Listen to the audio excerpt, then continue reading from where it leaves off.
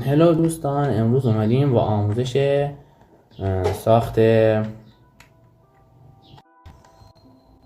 در اتوماتیک. برای در اتوماتیک مثلا چیکار کنیم؟ چی داشته باشیم؟ باید شیشه داشته باشیم. من شیشه تار بیشتر دوست دارم. شیشه تار،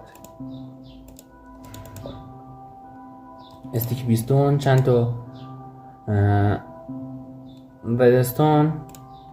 ردستون تورچ، بلاک چوب، دو تا بلاک چوب لازم داریم. هر بلاک دیگه هم میشه ولی بلاک چوب همش بهتره دیگه. بلاک چوب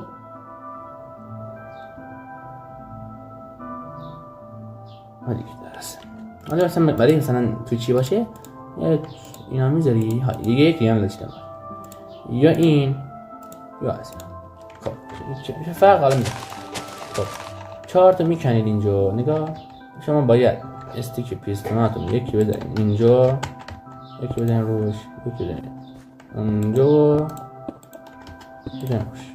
نه بخش اشتباه، این یکی بزنید اینجا و اینجا، اینجا و اینجا. چرا؟ نه دوباره اشتباه شد. 4 تا وسطه، درسته؟ 4 تا درست. باید 4 تا باشه. شما می بلاک‌ها رو میشینید. چون من مثلا چوب برای چوب قشنگ‌تر میشه. چوب میذارید. خب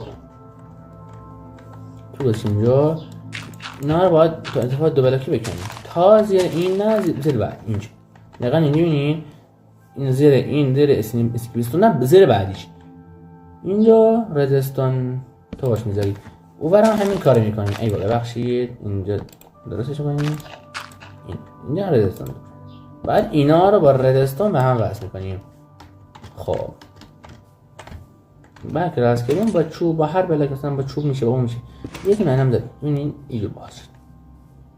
یه بذارین ببینین اول کار این باز میشه، بعد اینو بذاریم که این باز، این بسته بشه.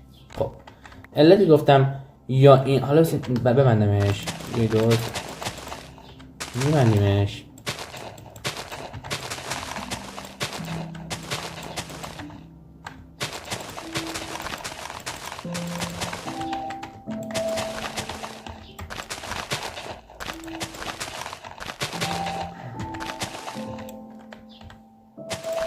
این بدر کسی که میخواد که مثلا با رفیقاشون دارن بازی میکنن این کار نمیخوام خونشون لو بره، از این روش استفاده میکنن. خب این درسته. سقفش هم میپوشونیم.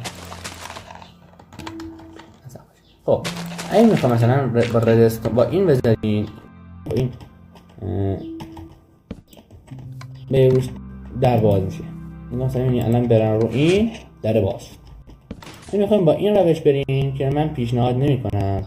میتونین این دو تا زیر رزستون تورچ بذارید، این دو تا زیر این هم رزستون تورچ بذارید. بعد اون که گذاشتی بعد رو اینا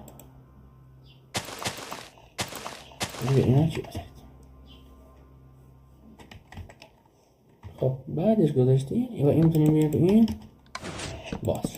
این وسط هم باید بذارید در اتوماتیک. ولی این چیز خوبی نیست. مثلا شما این هست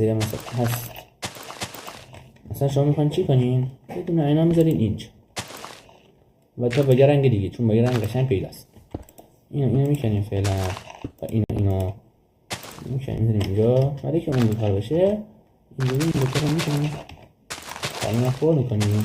این زیره یه ردستون میذاریم اینجا راحت. خب این رو میاره هم کار میکنیم.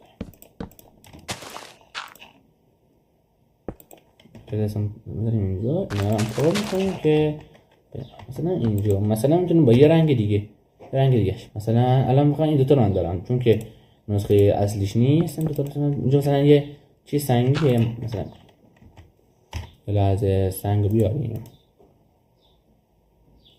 این سنگ مثلا این سنگه هم رنگ سنگ درسته. بزنیم الان اگه دقت نکنیم نمیتونیم به راحتی ببینیم. همین کنیم اینجا اینا رو این بریم سنگ.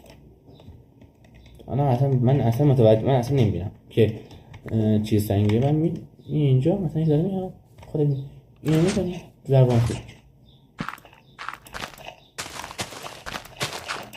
خب اینا همین کار کنیم. متوجه بشید. این کامل صمیمی باشه دیگه.